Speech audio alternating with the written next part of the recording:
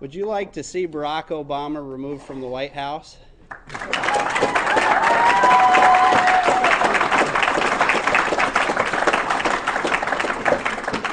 Would you like to have a president that's been faithful and married to the same woman for over 50 years?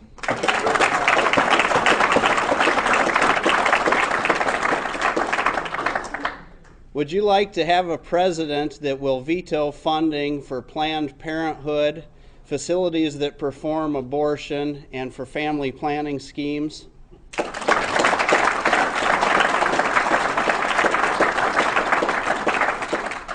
Would you like to have a president that will restore America?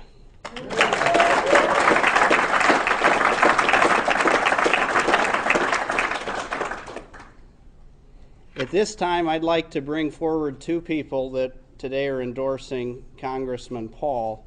The Story County Republican Chairman, my friend Corey Adams, and Representative Jason Schultz. Please come forward.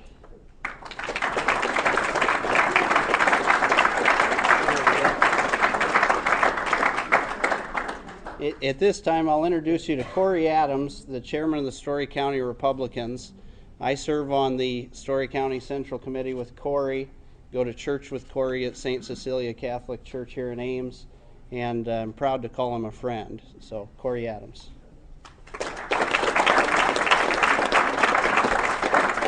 Thank you, AJ. I am Corey Adams. I am the chairman of the Story County Republican Party. I've always had a very deep interest in American history, especially the Revolution. Sharing the surname with two of its brightest stars definitely helped kickstart that interest. So as I looked at political candidates, I tried to find the ones that best line up with the ideals and the concepts and the principles of our founders. I see in the Republican field that we have this cycle a lot of those candidates, but there's only one that has the extensive and the consistent voting record to back up those principles, and that is why I am proud today to endorse Ron Paul for president.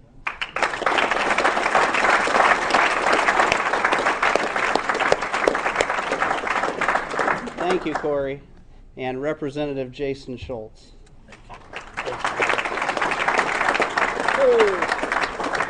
Ladies and gentlemen, thank you very much. My name is Jason Schultz. I'm a state representative from House District 55 in west central Iowa. We face perilous times in these United States. Over the past generation, the established political class has led our federal government to debase our currency, to betray our free market principles, and to trade capitalism for government corporatism. And most importantly, they have lost the trust and the faith of the American people. This is why I am proudly endorsing Congressman Ron Paul, and I'm excited to see him become our next president of the United States. I am attracted to Congressman Ron Paul due to his courage, his consistency, and his credibility. Ron Paul's moral underpinnings, his sense of right and wrong, have led him to within the constitutional framework to guide us to vote to try to return us back to the constitutional republic of which we began. His statesmanship, his positive attitude, he does not take pot shots at people, and he always stays on the high ground. He is a gentleman and a statesman. And his electability, our recent polls show that head-to-head, our Congressman Ron Paul, not this district's, but our Ron Paul, in a head-to-head matchup is virtually within the margin of error. The American people have found that there is a man who speaks the truth, who has a 30-year record of consistent voting in their best interests. And ladies and gentlemen, in a time when elected officials seem to represent the government down to us, Congressman Ron Paul represents the people to the government. And I believe that's what was meant to be. Ladies and gentlemen, I would like to introduce, please come forward, Congressman Ron Paul.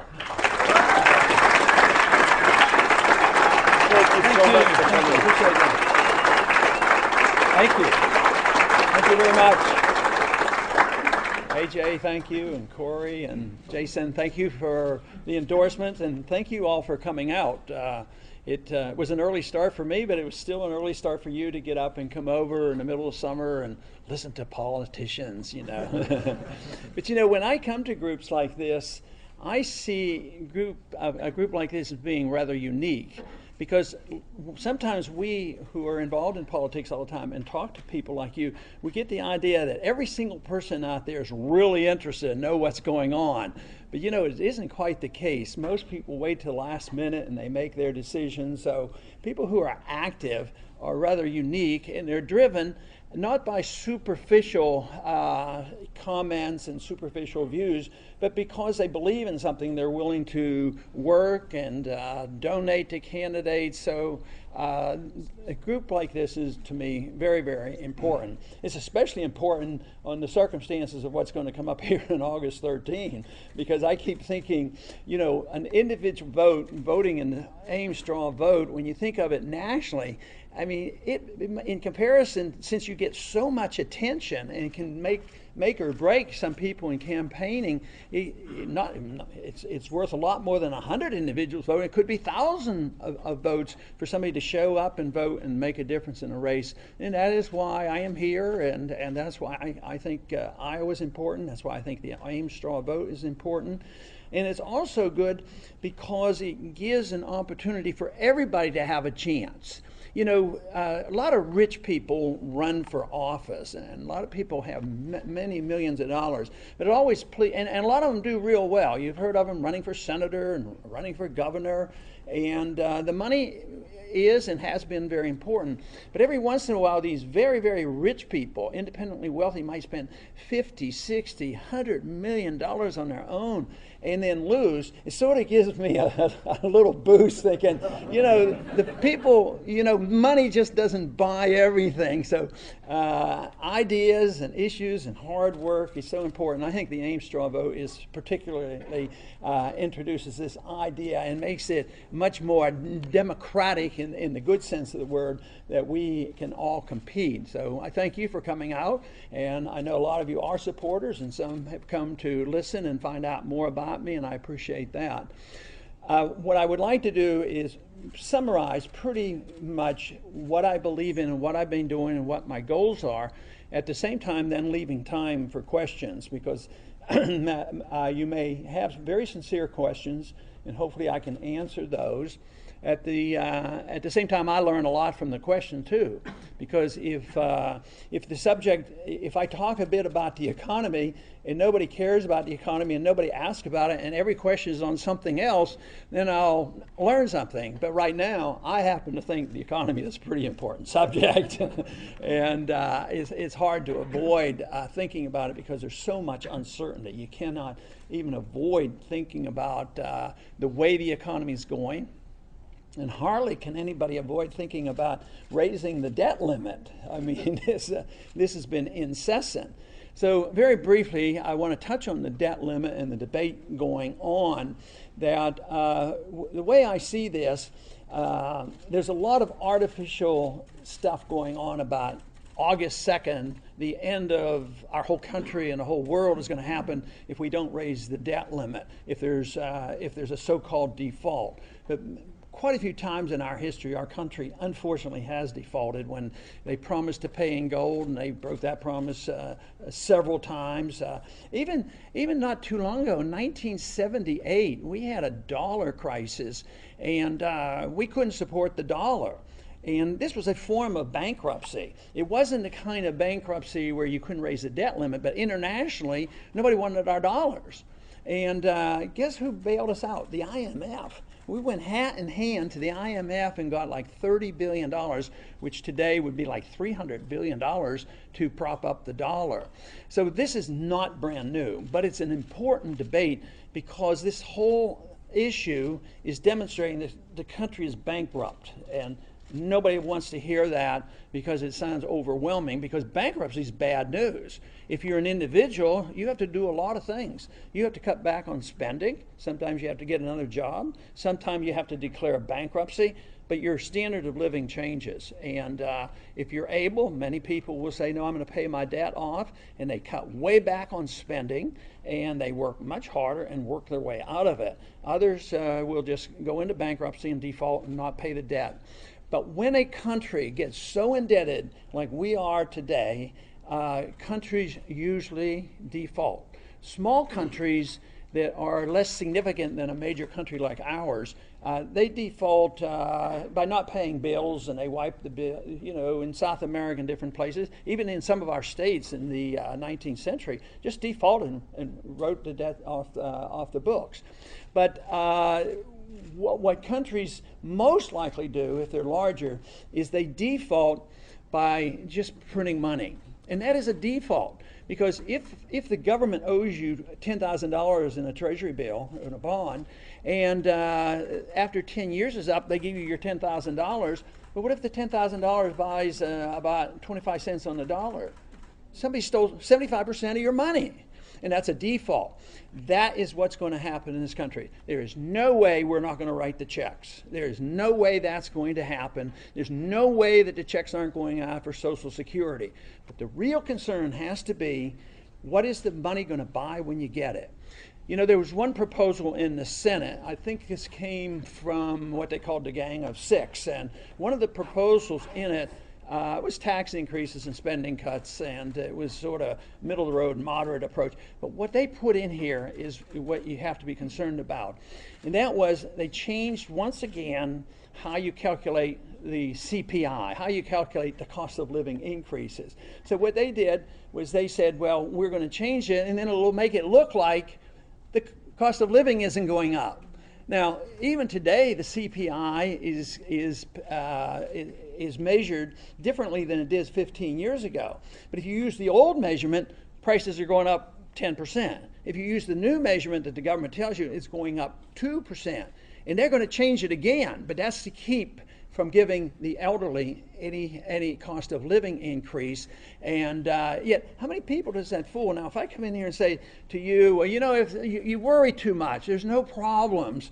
Your cost of living is going up. The value of your dollar is good as gold, so don't worry about it. How many of you would believe that? Probably, hopefully not too many, because it wouldn't be true. So this is an issue that I have thought about and dealt with. Matter of fact, it motivated me in the 1970s to run for Congress, because when we lost our last link to gold, which restrains government, I knew at that time that we would embark on big government spending. And look at any economic chart from 1971 up to now, it has been a parabolic move up on spending and deficits and size of government, number of bureaucrats, on and on. This was predictable because there was no restraint on the printing press. And governments and politicians were able to vote for whatever they thought the people needed, and they also embarked on spending anything that was needed around the world. We got into wars that we shouldn't have been involved in, and foreign aid, the whole works. And if you didn't have that Federal Reserve there that would print the money as the Congress needed it, what would happen is interest rates would go up. And people say, well, that's terrible. That'll slow down the economy. Yes, but it would have brought it to your attention that there was something wrong, and we would have stopped it. But instead, we allowed this system to develop where we could just print the money and keep interest rates artificially low. And the natural consequences for this are bubbles. NASDAQ bubble, Housdex bubble, now housing bubble. Now we have a bond bubble. The value of a bond is too high, makes interest rates too low. That is a consequence of the Federal Reserve. So this is a reason from the very first day I ran for office, I talked about monetary policy in relationship to the size and scope of government and your liberty. And we are at a climatic point right now. This is not going to go away. This is not a small recession. You cannot solve this problem if you don't understand how we got into the problem, and you have to understand the business cycle. That is why I take a very strong stand on the Federal Reserve. I believe the Federal Reserve ought to be audited and then phased out completely.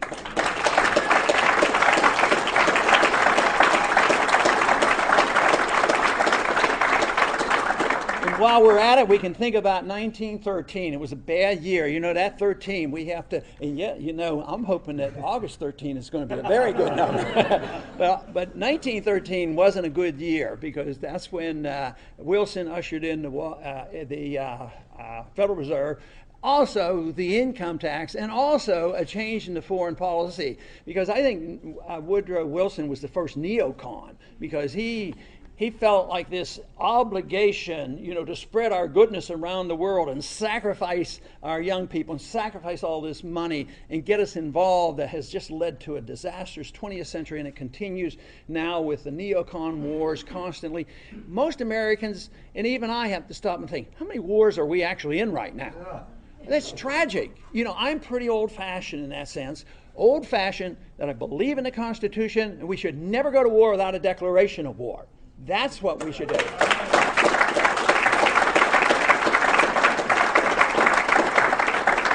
president has an obligation to defend this country under attack. That's a little bit different than constantly fighting wars or going to war like in Libya. That is a war. Just because it's in combination with NATO and the United Nations and we're bombing from the air, it's still a war. But in this war, the president didn't even come to the Congress. Sometimes it's not a declaration, but it's a token effort to get the funding for the war. But if we'd have stuck to our guns, how the founders indicated, this was a big issue for the founders. They did not like what the king did, use the resources and go to war and tax them for war. So they wanted the power to be put into the hands of the people in the Congress. But if we do this cautiously, and we know that we have an enemy, such as we had in World War II, the people come together. There's a declaration of war. You know who the enemy is, and you know when the war's over. And that's the way it should be. Just think, in World War II, it was less than 4 years of hard fighting. And the Germans and the Japanese were defeated. And here we've been in Afghanistan for more than 10 years. Because we haven't even figured out exactly who the enemy is. And now we're in Libya and Yemen and Somalia and Pakistan and Iraq. Iraq is not a settled place, believe me. It is not a settled place. One thing that I came across just recently that won't please you, I'm sure, because it doesn't please me, are the tens of thousands of Iraqis who get special privileges to come to our country because they were on our side in the war, but now that we're moving out, they're afraid for their life. So it is not a safe place. More than half of the Christians have had to leave Iraq. And Saddam Hussein was a monster, but compared to what? I mean, it is such a mess over there. So what we are doing is not accomplishing much at all, other than bankrupting our countries. Countries go bankrupt when they spread themselves around the world too much, and we have done that. The Soviet system in recent history came down, and ironically, they came down for extending themselves into where? Afghanistan. So this is why I take a very strong constitutional, non-interventionist foreign policy advised by the founders, and that is, in order to really help salvage what's happening here at home and taking care of our people home, I say bring our troops home and stop these wars, because we just don't need them anymore.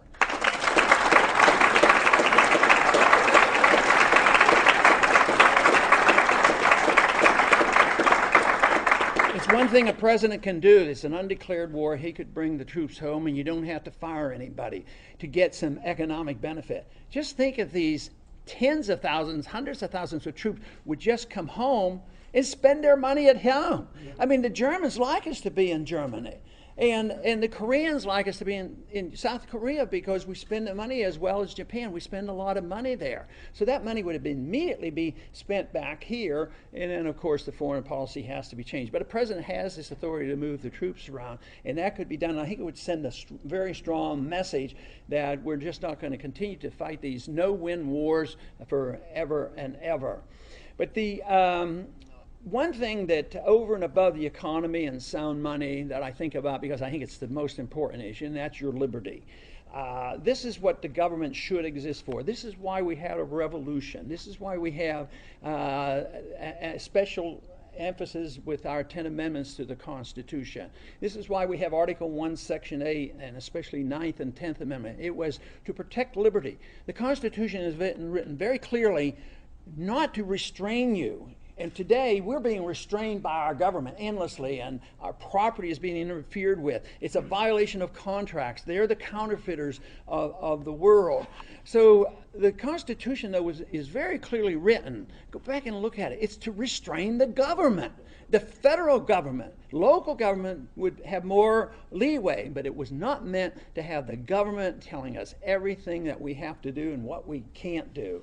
And this is the reason why I think many things should go back to the states and let the states take care of things. But liberty, to me, is the goal. And we have a chance of this happening. We'll lose even more wealth because we owe $3 trillion to foreigners right now. This is a big problem. But let's say it is recognized if the money fails and there's economic chaos, the only thing we need is our freedom. The freedom to act, the freedom to work, the freedom to keep what we have, and get the government out our way, off our backs. I think in a year or so, we'd all be back on our feet because the American people would work hard, and knowing the incentives would come back again.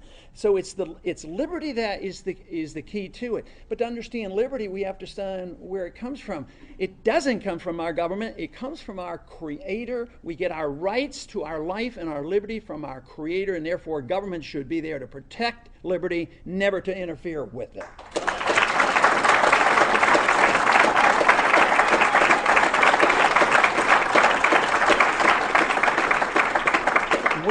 We unfortunately have drifted to the point of thinking that if we sacrifice a little bit of liberty, we'll have economic security and personal security.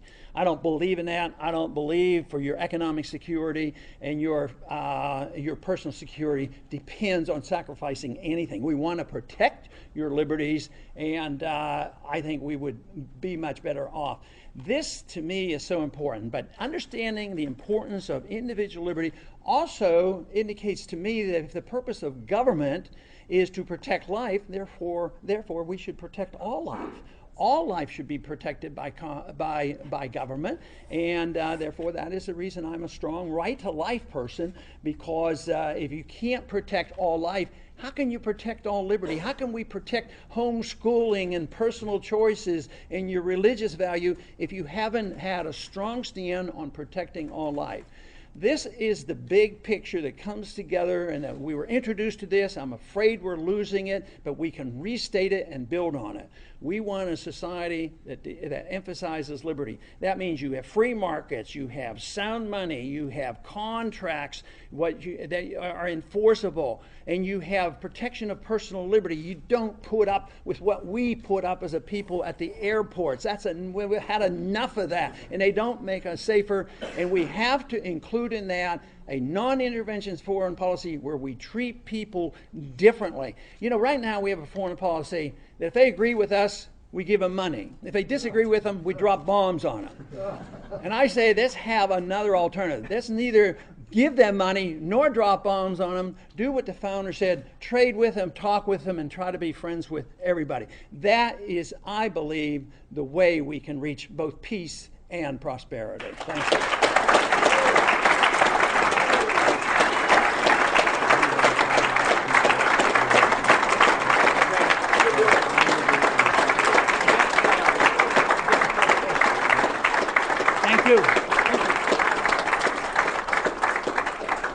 Thank you, Congressman Paul.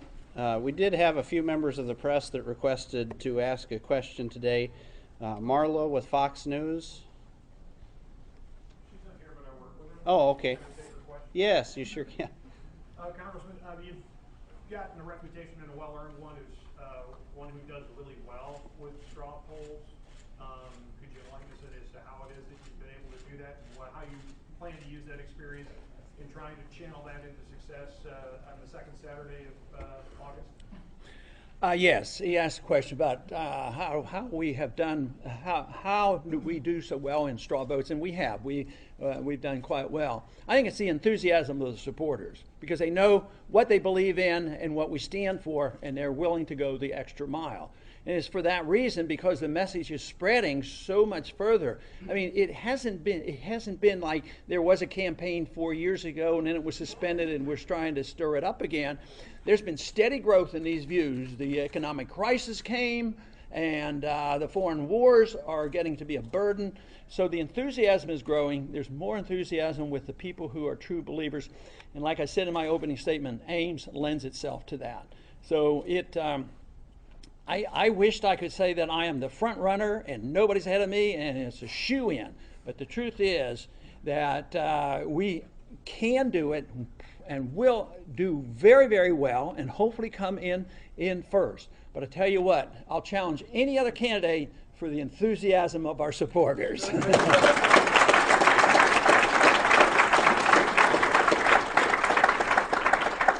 Yeah, thank you for the straw poll question. I want to remind everybody in the room, Steve Bierfeld and the campaign staff do have discounted straw poll tickets, $10. It includes busing to Ames, great activities at the Ron Paul 2012 tent on the straw poll grounds. We also have t-shirts, a lot of fun things going on. So see those guys afterwards out in the hallway.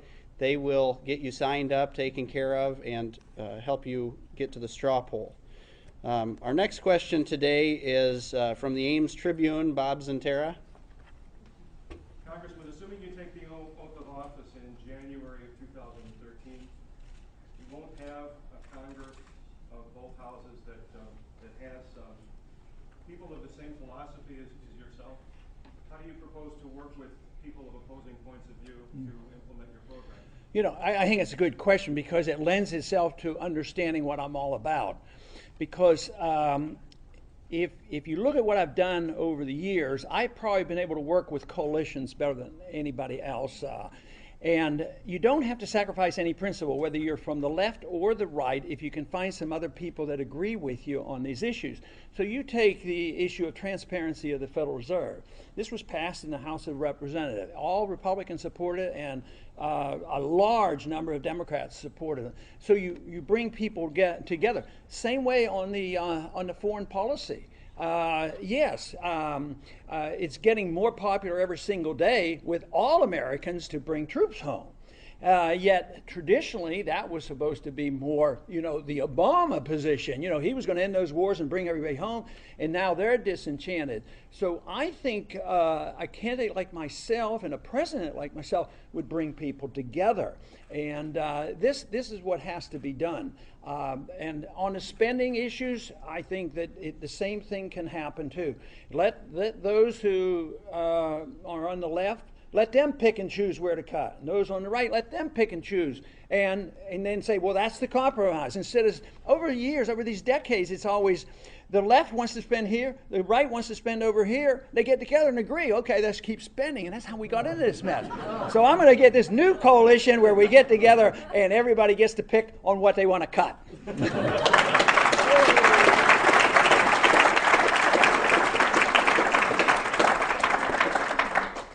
Shannon with CNN had a question. Congressman Paul, what do you think of, the straw poll is shaping up to be, a lot of people are focusing on Congresswoman Bachmann as well as Governor Pawlenty, their back and forth. What do you think of the exchange between Republican, harsh exchange? The exchange between the Between the two of them. I haven't followed it that closely, but since I'm not engaged and I don't think it's going to have any downside for me, I'm probably not going to get involved in whatever is going on. But I do know one thing: when you see that, or even add up all the rest, since their positions are different than mine and they're arguing over the detailed differences that they have, maybe style more than substance, I see that that doesn't hurt. It really helps our campaign, because our campaign is quite different. They're not saying, bring the troops home. They're not saying, let's really look into this TSA and change this thing. Let's look into the personal liberty. Let's deal with the Federal Reserve. And it's quite a bit different. So you will have those differences. But I see the other candidates all in one group who do not come out and explicitly say what we must do and what the nature of our problem actually is.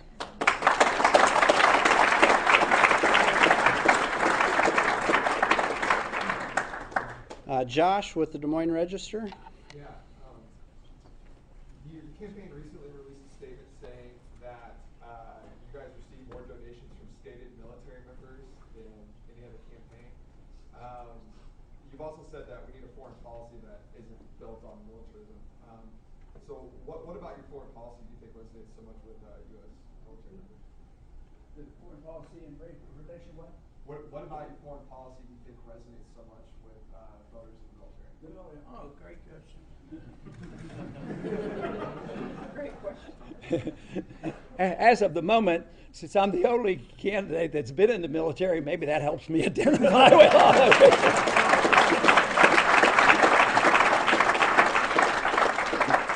I was in the Air Force for 5 years, and I kid that I was a volunteer, but the story is I got a draft notice when I was a second-year resident, and this was during the Cuban crisis, that I would be drafted as a buck private and put in the Army. And I said, they said, but if you volunteer, we'll give you can be a captain and you can practice medicine. I said, I'm a volunteer.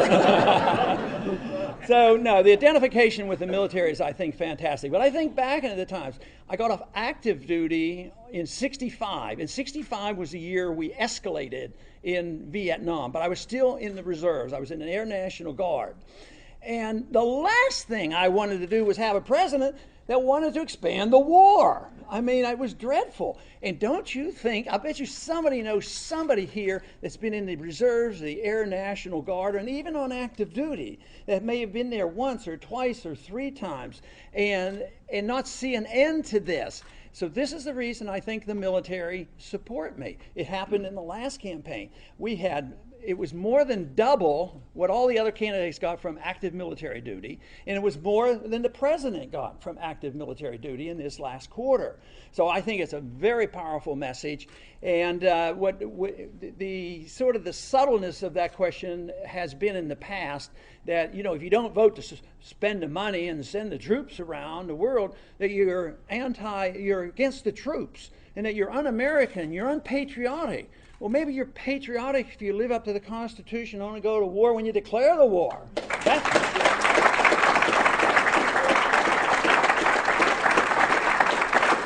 So I am very pleased with that record of getting this fund, and I think it's going to accelerate because the problems are going to accelerate, and the need for a new foreign policy is going to be very clear.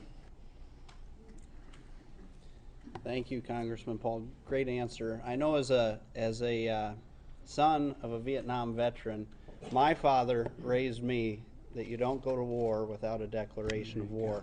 And that was something that was very important to him because he saw the politics that took place in the 1960s between the Democrats and the Republicans, pulling troops here and there, foreigners that could shoot at us and we couldn't shoot back during ceasefires. So. Next question is from Kay Henderson, Radio Iowa. Congressman Paul, you said that the debt ceiling debate is artificial. I'm wondering what your thoughts are about the rating agencies, which are not part of the government, and their participation in the debate now about government debt. Right. On whether or not the debate is artificial and what about the bond rating agencies.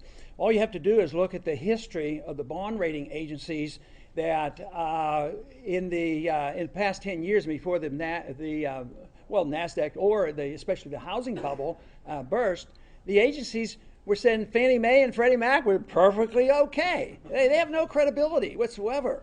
And I think even though they're not technically part of the government, I think they're very much involved in politics and the threat and innuendos that we're going to raise your debt limit unless you have, we're going to lower your rating unless you raise the debt limit.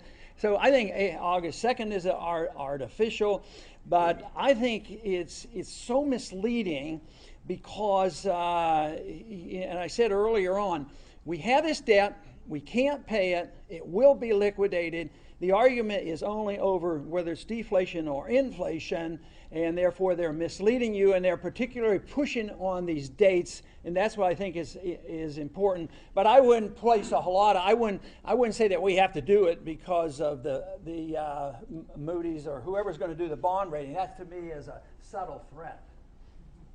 Did you have a follow-up? Yeah, you said they are. I just misleading. Are you saying Moody's is misleading?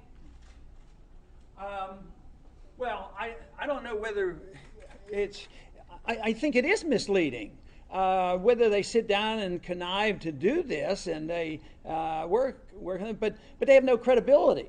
You know, if they couldn't tell us that there was a housing bubble, how can they tell us there's a crisis, you know, coming? Matter of fact, if this, in order to emphasize this whole debate going on, let's say that we could wave a wand and we don't have that law that says there should be a debt limit. So we don't have to debate that. I mean, there are some people who are actually thinking about this. Give the power to the president, just spend the money he has to, and the Congress spends. So let's say that tomorrow we do that, and the president can raise the debt limit anytime he wants. I think it would devastate the markets. Because to me, my reaction would be, wow, you think they're printing money now? Wait till you see it now. There'll be no restraints. I think it would devastate the markets, and yet they're arguing that if you don't raise the debt limit, you're going to devastate the markets. You know, they think that would be just horrible. So yeah, I think it's misleading. I don't know the details of who does what or how they work with each other, but I don't think it's very objective. These bond rating agencies.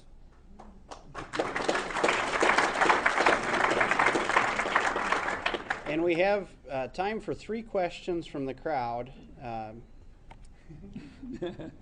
Okay, mine was first. I was going to ask yesterday, I was talking to a relative and to ask what he thought of you, and he said his response was that he thought you were an isolationist. Well, you kind of explained that here. I got that. I mean, and about your foreign policy. And just so I can forward to him, what writings would we would be able to get of yours, or where to point me in the direction to give him so that he could understand more why that is not a bad thing, maybe, or to explain it more? Am I allowed to do that by promoting a book? Honestly, The book Revolution, there's a very good chapter. Yeah, it has a chapter in there, but also Liberty Defined has another chapter in that. And the question is about isolationism versus non-interventionism. And isolationism is more of a populist position where you have a lot of tariffs and protectionism, and you sort of close in. Where a free market approach is, you know, you want people and ideas and goods and services to go across borders. We like the idea that we actually can buy and sell, even though the trade is all messed up, with all countries, because we're less likely to fight with them. We were killing each other when I was in high school with the Chinese, but in spite of the shortcomings of what's going on now, it's a blessing compared to killing each other. Same way with Vietnam. We have much freer trade with Vietnam.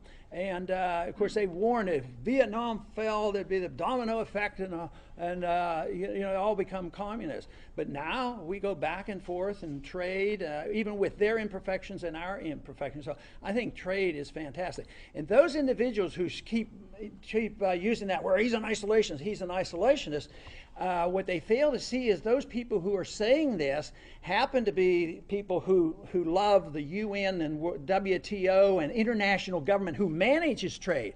I don't like that. I want real free trade. But they're also the ones who fight free trade and are always wanting to put sanctions on other countries. I happen to think that Castro's not much of a threat anymore. So I would say, why is everybody else trading with Castro? Why can't we trade with Castro? I think if we'd have been trading with Castro the last 25 years, Castro would have faded because all his problems were blamed on America. So those individuals who shout isolationism are much more protectionist than I am.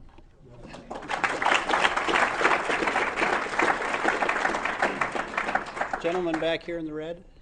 Yes, my name is Dr. Golchin. I'm a resident of Iowa for 36 years.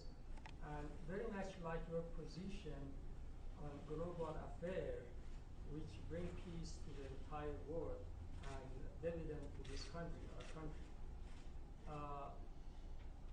Being a pro-peace activist, I've been having a hard time to explain to my friend that Ron Paul is the best hope that the entire world have for the peace, knowing your position of non-interventionist. How could you help me to explain myself better to my pro-peace activist friend, that you are that person? How about that book I was talking about? Well, no, he asked a challenging question because he asked how he essentially agreed with me. This is good for the world, and interestingly enough, I get a lot of letters from around the world. Matter of fact, in the last campaign, we actually had meetup groups around the world, which was really strange and baffling to me, but it was nice. But it's a piece. How can you? If you can argue the case for peace and not give up any of your liberties, and it helps your economy, how can anybody be opposed to it? And no, I think it's just a matter of people like you and others that get convinced that it's the right thing to do. I defend it from the Constitution. I defend it from economics. I defend it from a moral basis and just a practical basis. So I'm sure it can be frustrating. I think one of the frustrations is today that people had placed a lot of hope in Obama because can you imagine now he gets in and he was the peace candidate. George Bush was the peace candidate in the year 2000. He wanted a humble foreign policy and no nation building. So here Obama comes along and he's the peace candidate. He's in office 1 month and he wins the Nobel Prize for Peace. And then he goes out and starts 5 wars. So there's a lot of people disenchanted about that. And I think what helps me is the fact that, I haven't done any of that, what do they call that, flip-flopping and that sort of thing. And they know I've been saying this for a long time. So I think we will only be helped in this when we have more people understanding it, knowing that it is truly an American position. It's a good world position for bringing about peace, and we don't use aggression to do it. We don't initiate force. I like to think of the foreign policy as being something like an international golden rule. When people say, well, we have to do this, they might come and hit us, and so we have to kill them all right now. I said, always think about what we do is, what if another country is stronger than us, which they may be someday? What if they did it to us? How would we feel if somebody lobbed a cruise missile on us and then, we want to hit that guy, but I'm sorry, we killed 100 innocent people. We wouldn't like it one bit. There would be no 2-party, 3-party system in this country. We'd all be united and we'd all be convinced the Second Amendment is a good amendment.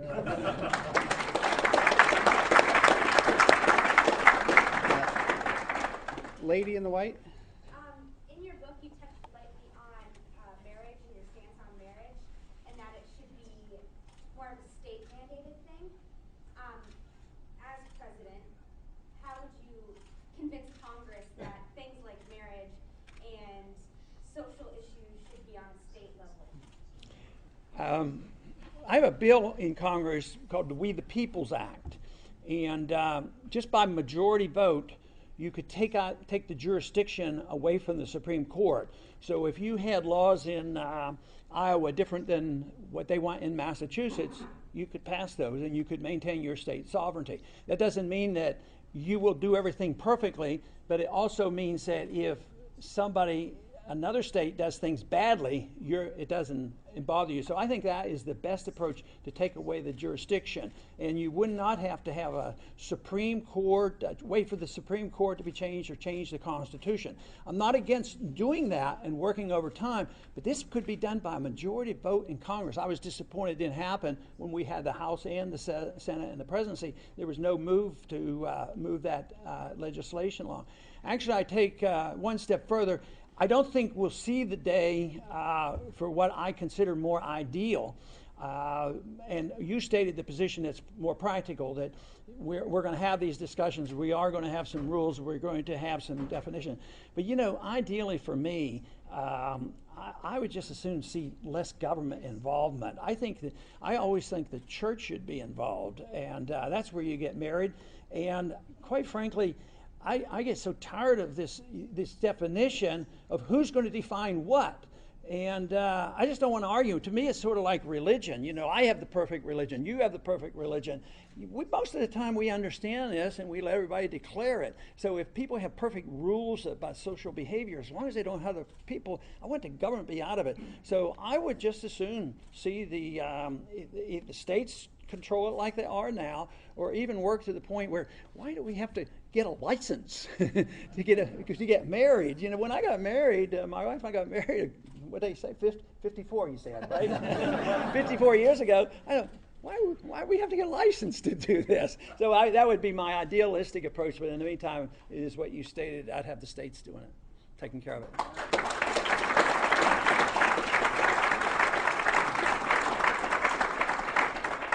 And I do want to remind everybody that we have discounted straw poll tickets, so make sure you see Steve on your way out and get your discounted straw poll ticket. At this time, we're going to form kind of a reception line with Congressman Paul over by the north door. If you want to form a line there, Congressman Paul is going to stay up front. He has a couple pictures to take, but if you'd like to shake the congressman's hand or get a photo with him, please head towards that door. There are two other doors here.